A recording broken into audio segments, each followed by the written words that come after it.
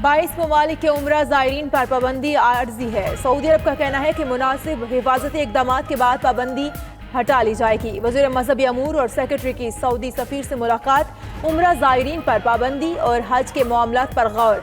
Saudi सफ़ीर ने कहा उम्रा ज़ायरीन के वीज़ा में तौसी की जाएगी। आइंदा हफ्ते दोबारा मुलाकात पर भी इत्तफाक।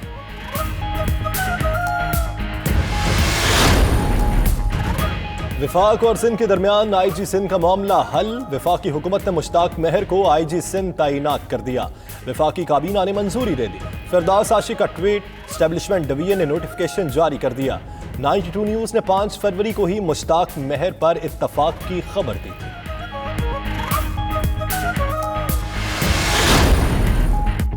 कराची का अमन बहाल, कराची के इंडेक्स में बेहतरी।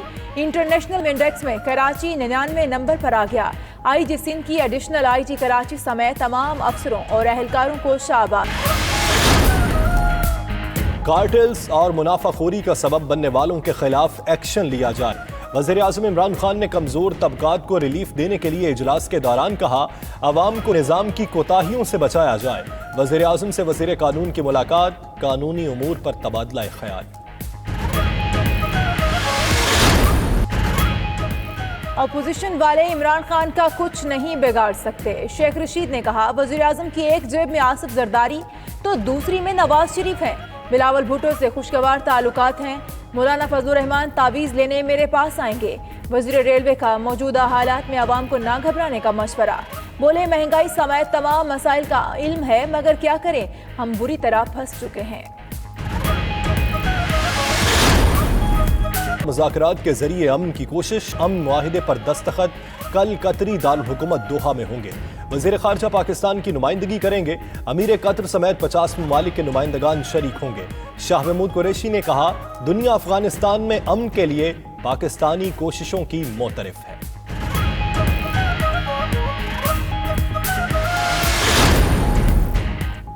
एहसन इकबाल ने पासपोर्ट और बयान हल्फी नैब को जमा करा दिया। एहतसाब अदालत का नैब को 1 माह में रेफरेंस दायर करने का हुक्म। दूसरी तरफ लाहौर की बैंकिंग कोर्ट ने शहबाज शरीफ के दामाद इमरान अली की जायदाद नीलाम करने का इश्तिहार जारी कर दिया। 2 केनाल एराजी के लिए 4 करोड़ 80 लाख रुपए की बोली रख दी गई। इस्लामाबाद हाई कोर्ट ने निजी स्कूल्स को मर्जी से फीस बढ़ाने से रोक दिया। स्कूल्स फीसों के तयन का इख्तियार पैरा को दे दिया। अदालत ने हिदायत की पैरा निजी स्कूल्स की फीसों के तयन के लिए सुप्रीम कोर्ट के फैसले से रहनुमाई ले। स्कूल इंतजामिया और वालिदैन को सुनकर 2 हफ्तों में फैसला करे।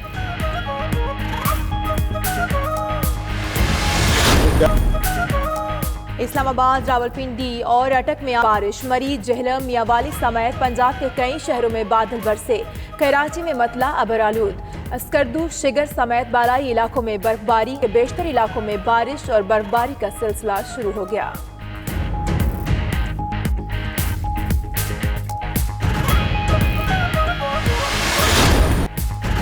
PSL के मैच में मुल्तान सुल्तान्स ने कराची को हरा दिया। मुल्तान ने 187 रन का हदफ दिया। कराची की टीम 134 रन पर ढेर। मोइन अली मैच के बेहतरीन खिलाड़ी करार पाए। दूसरी तरफ रावलपिंडी में क्रिकेट और बारिश के दरमियान बड़ा मुकाबला। लाहौर कलंदर्स और पेशावर ज़ल्मी के दरमियान होने वाला मैच ताखीर का शिकार।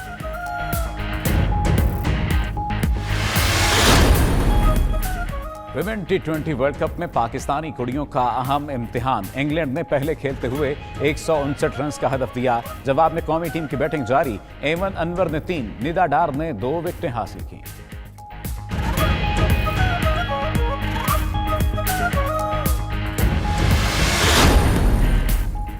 बॉक्सर आमिर खान का 19 मार्च को पाकिस्तान में पहली आलमी बॉक्सिंग लीग कराने का ऐलान। प्रेस कॉन्फ्रेंस में कहा कि इस्लामाबाद में 8 प्रोफेशनल फाइट्स होंगी।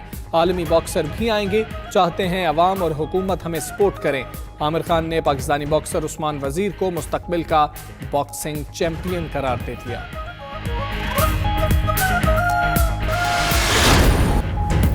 खुशबुओं के शहर में हसीनाओं के डेरे। पेरिस फैशन शो में हुई माजी के डिजाइन पर मबनी मलबूसात की नुमाइश। खूबरू मॉडल्स ने रैंप पर जलवे बखेर कर हाजरीन से खूब दाद वसूल की।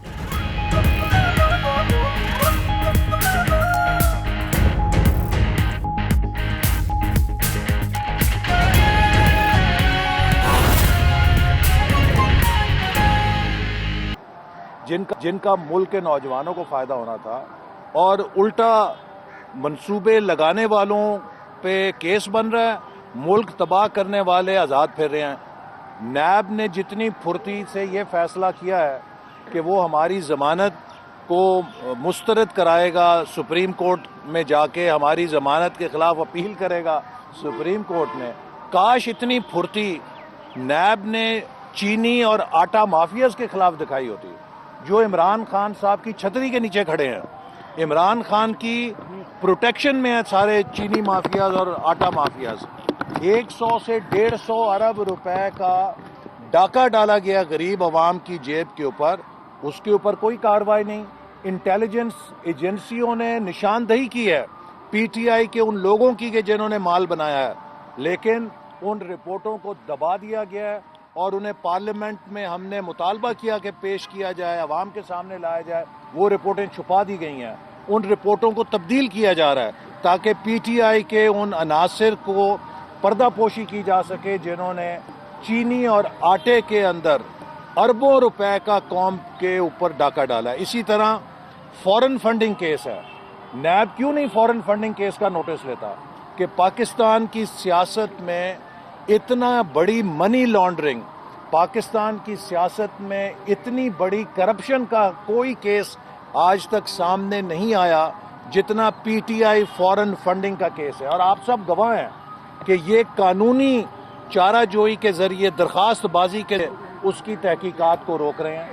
اگر نیب واقعی کرپشن کا کلا کما کرنا چاہتا ہے تو فورن فنڈنگ کیس کا نوٹس لے، پی ٹی آئی کی تحقیق کرے کہ کس کس نے اس کو باہر سے پیسہ بھیجا ہے، اس پیسے میں کس کس نے ہاتھ دھوئے ہیں، کس کس نے جائیدادیں بنائی ہیں، کیسے کیسے لوگوں کے چندے کے پیسے کو مس یوز کیا گیا ہے، اس کی تحقیقات کرے، پتہ لگ جائے گا۔ بی آر ٹی کا منصوبہ پاکستان کے ڈیولپمنٹ کا سب سے بڑا سکینڈل ہے، مجال ہے کہ نیب کی آنکھ ادھر اٹھ جائے۔ اگر سپریم کورٹ کے فیصلے کا یہ بہانہ کرتے ہیں تو انہوں نے ریویو کیوں نہیں کیا سپریم کورٹ میں کہ جناب ہمیں اس کی تحقیقات کی اجازت دی جائے، چونکہ اس میں کروڑوں اربوں روپے کی مالی بدعنوانی ہوئی ہے۔ اصل بات وہی ہے جو یورپین کمیشن نے کہہ دی ہے کہ NAB is hard on opposition and soft on government. یہ حکومت کے سیاسی انتقام کے ایجنڈے پر عمل درآمد کا ایک ادارہ بدقسمتی سے بن چکا ہے۔ اس نے احتساب کے عمل کی ساکھ خراب کر دی ہے۔ نیب کے کیس تو بہانہ ہے، اپوزیشن کو اصل میں دبانا ہے، یہ ایجنڈا ہے جس کے اوپر یہ کھیل چل رہا ہے۔ لیکن ہم ان ہتھ کنڈوں سے نہ مروب ہوں گے، نہ ان ہتھ کنڈوں کے آگے ہتھیار پھینکیں گے۔ اس جیسے یہ 20 اور جھوٹے مقدمے بنا لیں۔ ہمیں پاکستان نے جو کچھ دیا ہے اب وہ لٹانے کا وقت ہے کہ ہم پاکستان کے عوام کے لیے، اس ملک کے مستقبل کے لیے سچ بولیں اور سچ پہ کھڑے ہوں۔ اس حکومت کی جو معاشی تباہی ہے وہ قوم کے سامنے پیش کریں۔ یہ ہمیں اس معاشی غلامی پہ لے جانا چاہتی ہے حکومت، اس ایجنڈے پر کام کر رہی ہے جس میں پاکستان کے ہاتھ اور پیر باندھ کے پھر ہم پر شرطیں آئیں گی کہ اپنا ایٹمی پروگرام فریز کرو، اپنا میزائل پروگرام فریز کرو، پھر آپ کو اکنامک بیل آؤٹ ملے گا۔ یہ اس طرف ہمیں دھکیل رہے ہیں۔ 2 سالوں میں 6% گروتھ کو 2% پہ یہ لے آئے ہیں۔ اتنی تباہی کی اس سے پہلے دنیا میں کوئی مثال نہیں ہے۔ عمران خان کا اکنامک ہٹ مین نہیں، ایک اکنامک ٹیررسٹ کے طور پہ پاکستان کی تاریخ میں نام لکھا جائے گا۔ اس نے پاکستان کے عوام کے خلاف اکنامک دہشت گردی کی ہے۔ آج آپ دیکھیے مہنگائی کہاں ہے، بے روزگاری کہاں ہے، غربت کہاں ہے، ملک کی معیشت کہاں ہے، صنعت کدھر ہے، زراعت کدھر ہے، یونیورسٹیاں بند ہو رہی ہیں، ایچ ای سی کی فنڈنگ ختم ہو چکی ہے۔ ہم نے ایچ ای سی کی فنڈنگ کو دگنا کیا تھا، انہوں نے 50% کاٹ دیا ہے۔ آج ہر پاکستان کی یونیورسٹی بدترین مالی بحران سے دوچار ہے۔ یہ کہتے تھے جی ہم نوجوانوں کی پارٹی ہیں۔ بھئی آپ نوجوانوں کو اگر تعلیم بھی نہیں دینے کے روادار ہیں تو پھر ان کے ساتھ کیا کرنا چاہتے ہیں؟ تو لہٰذا اس حکومت کی جو ناکامیاں ہیں ان کے آگے ہم ان ہتھ کنڈوں سے ہتھیار نہیں پھینکیں گے، ان کا مقابلہ کریں گے اور انشاءاللہ